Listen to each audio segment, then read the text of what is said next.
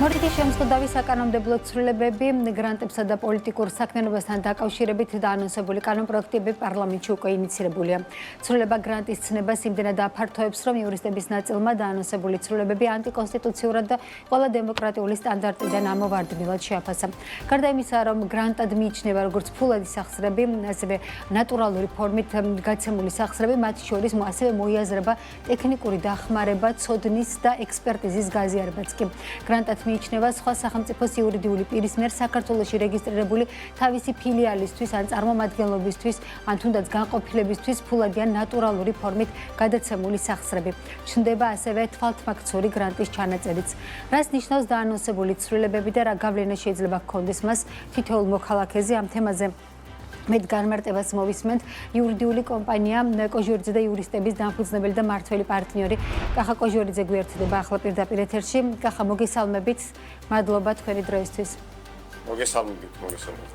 ძალიან უცნაური და ფართომასშტაბიანი ცვლილებების მომსწრენი ვართ. მინდა რომ პირდაპირ მაგალითებით განვიხილოთ, ვის შეიძლება დაეკისროს ამ ცვლილებების მიღების შემთხვევაში უკვე სისხლის სამართლებრივი პასუხისმგებლობა და რამდენად ფართოდ შეიძლება ეს ცვლილებები გავრცელდეს საქართველოს მოქალაქეებზე.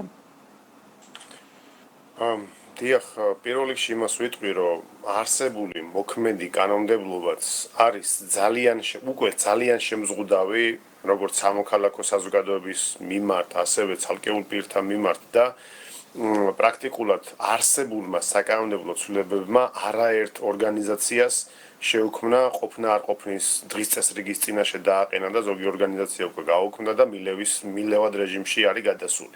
ეს პირდაპირ ეხება საქართველოს თითოეულ მოქალაქეს, რომელიც შეიძლება საერთოდ არ მუშაობდეს ამ ორგანიზაციაში, უკვე არსებულ რეგულაციებზე ვსაუბრობ მე. მაგრამ რაც შეეხება უკვე დაანონსებულ კანონპროექტს, რომელსაც ალბათ როგორც უკვე ბოლო პერიოდში შეაჩვიეს საზოგადოება ძალიან სწრაფ რეჟიმში განიხილავს საქართველოს პარლამენტი, მე დავწერე კიდევაც, რომ როგორც იურისტს არაერთი კანონპროექტი მინახავს, ცუდი კანონპროექტი, მაგრამ აი ეს დაანონსებული კანონპროექტი, ვფიქრობ, ყველანაირ რეკორდს ხსნის ციცუდის თვალსაზრისით, არის უაღრესად შემზღუდავი. ის უკვე ეხება არა მხოლოდ არასამთავრობო ორგანიზაციებს, ვიღაცებს რო ეგონათ, რომ მხოლოდ არასამთავრობო ორგანიზაციები შეიძლება გამხდარიყვნენ დარტყმის მსხვერპლი, არამედ უკვე ეხება ნებისმიერ პირს. ეს ტერმინია ესეთი მითითებული, ნებისმიერი პირი. ნებისმიერ პირში იგულისხმება საქართველოს მოქალაქე და პირდაპირ წერია საქართველოს მოქალაქე, ანუ თანხის მიმღები ვინ შეიძლება იყოს, ასევე საქართველოში მოქმედი იურიდიული პირი. აქ არ არის დაკონკრეტებული, ეს იურიდიული პირი შეიძლება იყოს კერძო სამართლის იურიდიული პირი, შეიძლება იყოს საჯარო სამართლის იურიდიული პირი. და ეხლა რაც შეეხება გრანტად რა მიიჩნევა დაანონსებული საკანონმდებლო ცვლილებების მიხედვით. და გრანტად მიიჩნევა ასევე ძალიან ფართო ჩანაწერია, ისეთი განუჭრეტადი ნორმაა, რომ გრანტად შეიძლება ჩაითვალოს ნებისმიერი, ასე ვთქვათ, უცხო ქვეყნის მოქალაქე თუ საქართველოს მოქალაქეს ან იურიდიულ პირს რაიმე თანხას ჩაურიცხავს, რომელიც შეიძლება ვიღაცამ ჩათვალოს, რომ არის მიმართული რაღაცა პოლიტიკის შეცვლისაკენ, საგარეო თუ საშინაო პოლიტიკის შეცვლისაკენ. ან ასეთ მიზანს ისახავს, შეიძლება რამე მოქმედება განხორციელებული არ არის, მაგრამ ასეთ მიზანს ისახავს. ეს უკვე შეიძლება გრანტის დეფინიციაში ჩაჯდეს. იმდენად ბუნდოვანი, იმდენად ზოგადი, იმდენად რა ვიცი, ძალიან მძიმე კანონპროექტია. აი მაგალითისთვის რომ ვთქვათ, თქვენ რადგან მაგალითად გითხოვეთ, რომ მაგალითები მომიყვანა, წარმოვიდგინოთ, რომ ჩვენი ოჯახის წევრი ნათესავი ცხოვრობს საზღვარგარეთ, რომელმაც მიიღო დაუშვათ უცხო ქვეყნის მოქალაქეობა, მაგრამ ის ქართველობა ხო არ დაუკარგავს, ან სხვა ქვეყნის მოქალაქეობას რომ მიიღებს პირი, ის შეიძლება ეს გააკეთა, იმიტომ რომ თავის ასე ვთქვათ, თავისმა პროფესიულმა საქმიანობამ უცხო ქვეყანაში ყოფნის დროს უფრო რაღაცა მიაღწიოს იმ მიზნებს, რა მიზნითაც ის წავიდა საზღვარგარეთ. გახდა უცხო ქვეყნის მოქალაქე, შეიძლება მან შეინარჩუნოს საქართველოს მოქალაქეობაც, იმიტომ რომ მოქმედი კანონმდებლობა ითვალისწინებს მათ შორის ორმაგი მოქალაქეობის არსებობის შესაძლებლობას და ესეთმა ადამიანმა თუ გადმოურიცხა საქართველოს მოქალაქეს ან იურიდიულ პირს რაიმე თანხა, შეიძლება ეს ჩაითვალოს გრანტად. აი იმ შემთხვევაში თუ პირობითად ვინმე უცხო ქვეყნის მოქალაქემ ჩაგურიცხა 100 ლარი და ამ 100 ლარით ვიყიდე მე პირობითად დროშა და გავედი აქციაზე, სადაც შეიძლება საერთოდ არ შევეხო რაღაცა ისეთ პოლიტიკურ საკითხს, რომელიც მოქმედ ხელისუფლებას არ მოსწონს. აი მაგ პირობითად მოვითხოვო ჰაერის დაბინძურების წინააღმდეგ სახელმწიფო რეგულაციების გამკაცრება, ხო? ანუ ეს ხო არ არის ამით ხო არ ითხოვს მოქალაქე პოლიტიკური ხელისუფლების ცვლილებას. მის პოზიციას გამოხატავს იმ საკითხზე, რომელიც შეიძლება მას აწუხებს. ან მაგალითად ბეტონის ქარხანა აშენდა ჩემი სახლის გვერდზე და მისი მტვერი აბინძურებს ჩემს ეზოს. აი ამ შემთხვევაში შეიძლება ვიღაცამ მე თუ ამ თემაზე ხმა ამოვიღე, შეიძლება ჩათვალონ, რომ მე აი ასეთ ტიპის აქციაზე რომ გავედი, სადაც მეჭირა დროშა, ეს დროშა შეიძლება ნაყიდი არის უცხო ქვეყნის მოქალაქემ რომ ჩამერიცხა 100 ლარი, იმ 100 ლარიდან 10 ლარით. და ეს შეიძლება არის გრანტი. და თუ გრანტი არის, მაშინ მე რო არ მივიღე წინასწარი ნებართვა მთავრობიდან ამ გრანტის ჭყალებში ვსვამ სიტყვას ამ გრანტის მიღებასთან დაკავშირებით შეიძლება მე სისხლის სამართლებრივი პასუხისმგებლობა დამეკისროს ისეთი აბსურდული კანონია და მე კითხვა მიჩნდება ისევე როგორც ნებისმიერ მოქალაქეს საერთოდ არ არის იურისპრუდენცია საჭირო რომ წაიკითხო და მიხვდე ამ კანონის ასე ვთქვათ მავნებლობას. ამ კანონში წერია ნახეთ როგორი ტერმინები არის აი აქ მაქვს პირველივე გვერდი სადაც წერია ესეთი რამე ანუ აქტივობა რომელიც მიმართულია საქართველოს საშინაო ან საგარეო პოლიტიკის ჩამოყალიბებისაკენ, გატარებისაკენ ან შეცვლისკენ. ანუ ნახეთ რას დაუკვირდეთ აპრიორი მე თუ ვითხოვ რაღაცა პოლიტიკის შეცვლას, ეს კიდევ ერთხელ ვამბობ, პოლიტიკის შეცვლა არ ნიშნავს პოლიტიკური ხელისუფლების შეცვლის მოთხოვნა. ჯერ მაგასაც რო ვითხოვდე, ეს ჩემი კონსტიტუციური უფლება და არ გვაქვს ამის უფლება. დიახ, ეს ჩემი კონსტიტუციური უფლება, ნებისმიერი მოქალაქის კონსტიტუციური უფლება მოითხოვოს პოლიტიკური ხელისუფლების შეცვლა, მაგრამ დავანებოთ ერთი წამით ამას თავი. აი ვითხოვ, საერთოდ არ ვითხოვ დავუშვათ პოლიტიკური ხელისუფლების შეცვლას, მაგრამ ვითხოვ საშინაო პოლიტიკასთან დაკავშირებით რაღაცა არ მომწონს და იმაზე ვაფიქსირებ ჩემს პოზიციას. ვიღაცამ თუ ჩათვალა რომ აი მე პოზიცია რო დავაფიქსირე, ამ პოზიციის დაფიქსირების დროს მივიღე რაიმე ისეთი თანხა, კიდევ ერთხელ ვამბობ, არ არის აქ დაკონკრეტებული არც თანხის ოდენობა და არც ასე ვთქვათ დანიშნულება შეიძლება რაღაცა ეწევოს რაიმე, მაინც შეიძლება რომ ეს ჩაითვალოს. ბატონო? ნატურის სახითაც თუ მოხდა რაღაცა ტიპის მიღება უცხო ქვეყნის მოქალაქეებს. კი, აი მაგალითად ფული კი არ გავამიგზავნა, დროშა გავამიგზავნა ევროკავშირის ვიღაცამ და ეს ევროკავშირის დროშა შეიძლება ჩაითვალოს გრანტად. ესეთი აბსურდული ჩანაწერია. მხოლოდ გრანტებს არ ეხება, ძალიან მნიშვნელოვანი არის ბიზნესის მიმართაც შეზღუდვები, ასე ვთქვათ. ჯერ აეკრძალება ადამიანებს, ვთქვათ, იმ კომპანიებში, ვინც მუშაობენ, მაგალითად, რომლებიც იღებენ უცხოურ დაფინანსებას და ასეთ შეიძლება უამრავი კომპანია იყოს, მათ შორის ბანკებში მომუშავე ადამიანები, ხო, მათი შემოსავლის 20%-ზე მეტი ნამდვილად არის უცხოური დაფინანსებიდან მიღებული. მათ აღარ ექნებათ პოლიტიკაში, ასე ვთქვათ, აქტიურად მონაწილეობის უფლება, ხო? და გარდა ამისა, შემოვიდა ესეთი ჩანაწერი არსებობს, რომ ბიზნესის პოლიტიკური აქტივობა, რომელიც შეიძლება იყოს გავლენის მოხდენის მიზნით განხორციელები ან განსახორციელებელი აქტივობა, რომელიც მიმართული იქნება ასევე საქართველოს საშინაო ან საგარეო პოლიტიკის ჩამოყალიბებისკენ, გატარებისკენ, შეცვლისკენ.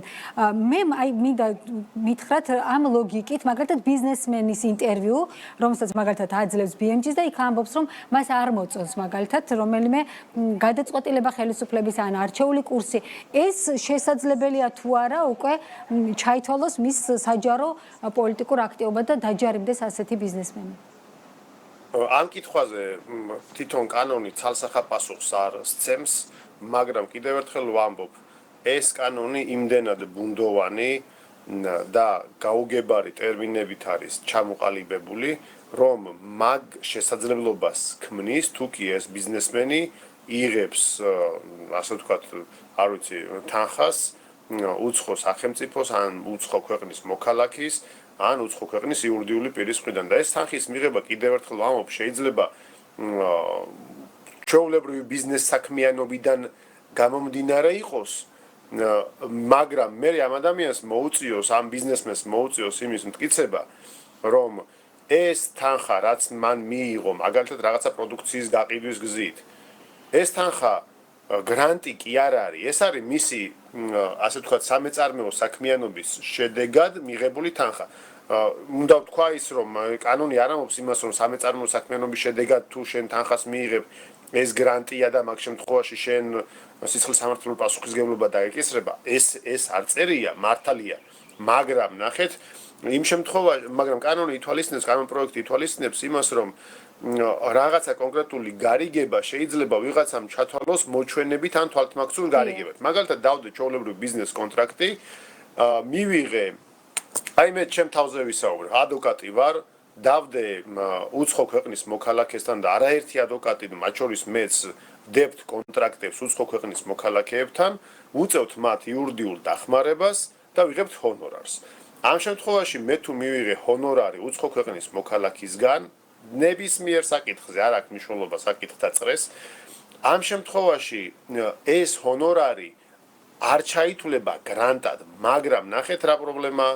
იმ შემთხვევაში თუ ვიღაცამ თქვა რომ შენ რომ ამ ადამიანმა გადაგიხადა პირობითად $1000, ეს მოჩვენებითი გარიგება და სინამდვილეში შენ იურიდიული სერვისი გაუწიე $500 და დანარჩენი $500 გრანტია და მე მიწევს იმის მტკიცება რომ არა დანარჩენი $500 გრანტი კი არ არის, არამედ ესეც არის ჰონორარის ნაწილი და შეიძლება მე მომიწიოს მე წარმოადგინო ამის მადასტურებელი, ასე ვთქვათ, მტკიცებულებები, რამდენი საათი გაუწიე მას კონსალტინგი, სად გავყევი, რომელ სასამართლოში გაუწიე იურიდიული სერვისი და ასე შემდეგ.